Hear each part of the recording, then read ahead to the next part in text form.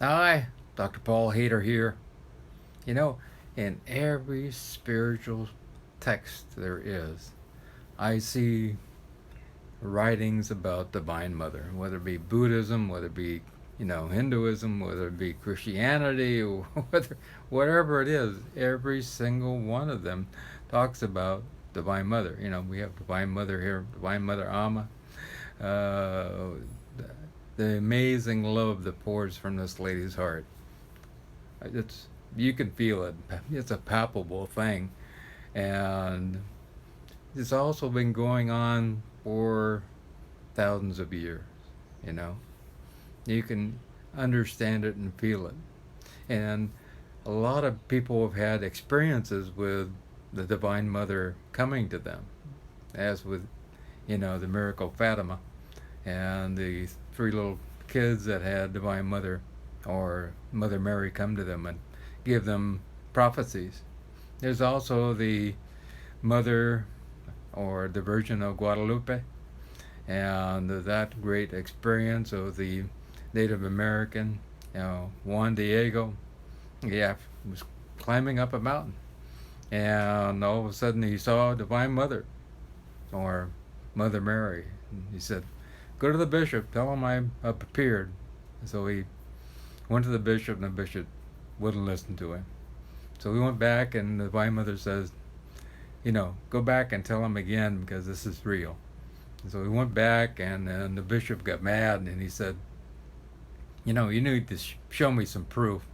So he finally was going to make his way back, but his actual uncle got sick, and he had to take care of him. Overnight he thought, my uncle's going to die. So he went and was going to go get a priest, and he didn't make it to see Divine Mother, and he was supposed to go see Divine Mother again.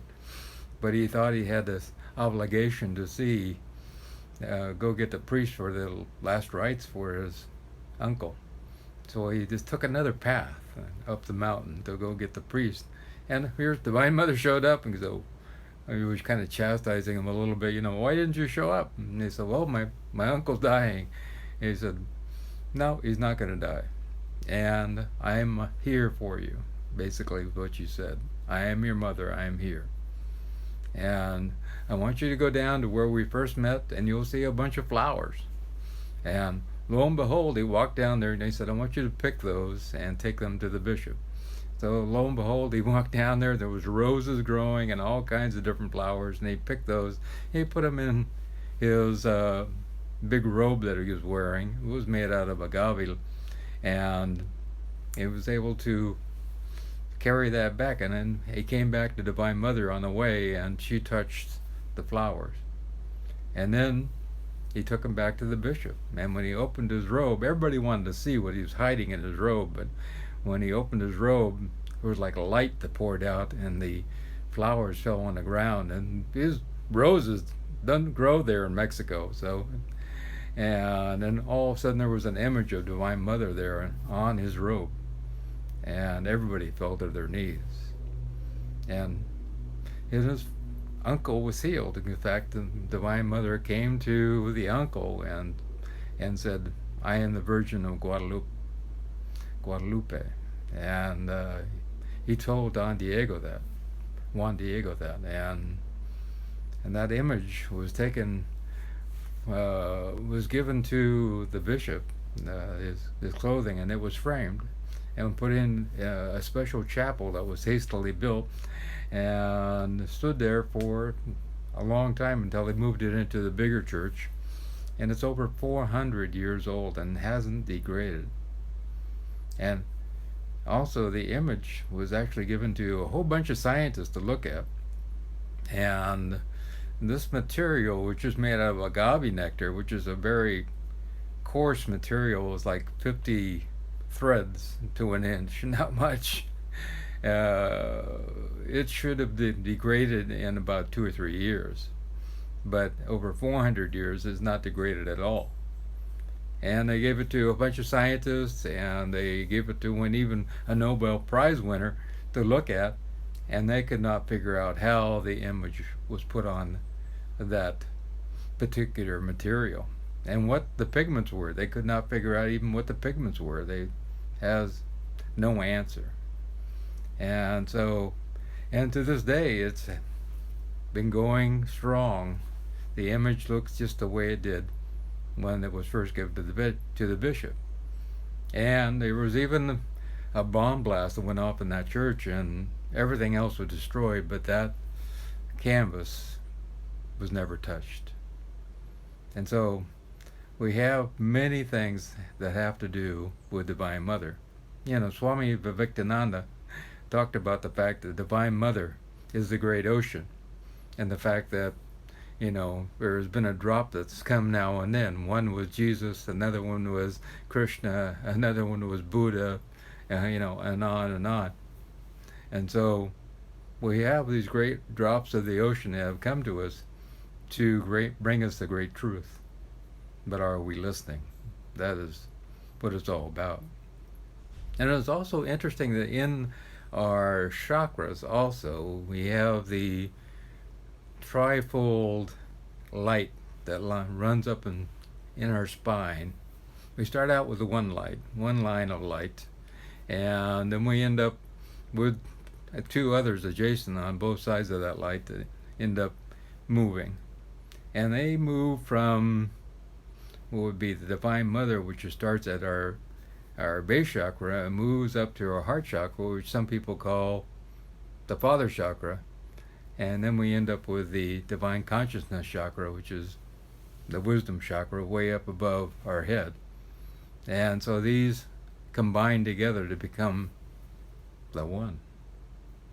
And so we have an interesting trilogy.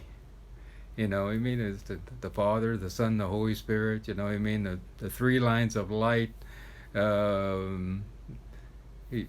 It goes on and on and on, and throughout all the different spiritual sects that are throughout the history, and all the different texts that are there. And there must be something to this. The divine energy of love, the divine energy of, even in the Egyptians, they talked about Divine Mother as Isis, and Sai Baba talked about the great, a great Sai, the S-I-S-A-I, the Great Mother, is also that which is eternal also. And, you know, the Mother Mary, as we have with Jesus, the giving, the eternal, that which is pure, that which is loving and kind no matter what happened. And then we have other mothers like Divine Mother Kurundi Amai, another loving, giving, spiritual being which is in the world right now. And also we have people who embody that in the male body also, like Ramana Maharishi, also Sai Baba, Buddha, and many others. So we all have this. We all have this capacity for the Divine Mother within. What I really feel is we need more Divine Mother energy in this world. And it's waking up. There's no doubt about that. In fact, I follow about 40 different gurus and saints in the world, and they were talking about, you know, some terrible things happening in 2018 or so, but some of them are saying now that may not happen because the divine energy of love is waking up in the world, and people are going out and protesting and helping people and making changes in the world. And so we see the Divine Mother awakening within the chakras of man. And this is important. You know, love is eternal. It is the great healer. It is that which is I am that I am. It is that which sparks the ability to take all ills and make them better. If we have anxiety, it can be healed with love. If we have fear, it can be healed with love. If we have anger, it can be healed with love. if we have inability to believe, eventually, with a lot of love, that too can be overcome. We can allow ourselves to open up to this. That is the key to the whole thing, opening up to love. If we want to open up to love. I know a particular lady who's dying of cancer right now, and she's not willing to open up. And then there are other people, she's going kicking and screaming. And then there are other people who open up to love and know that they're moving on, that this is a continuum that they're moving into, and that they will meet that divine essence of Divine Mother. And then eventually we see our evolution as a soul as we move from one essence to another essence and find our true healing deep down inside. This corporal body that we have, this flesh and blood, is not the end for all. It is only the beginning. It allows us to do our work here in this material plane that we're on right now. But it is the love that we hold in our heart which is the most important thing.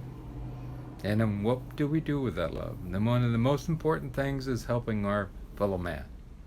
That's more important even than, chanting, praying, saying God's name on and on, to go out and help fellow man, to help in Mother Nature, and to make a difference in the world. That is really living our ability to make a change and to hold love in our heart. So I ask you to actually hold your heart full of love and take the great sigh, the great mother within you, and make action in the world. It's happening now. And with your help, we can move it forward even a little bit more. I hope you have a wonderful day and have a great Memorial Day.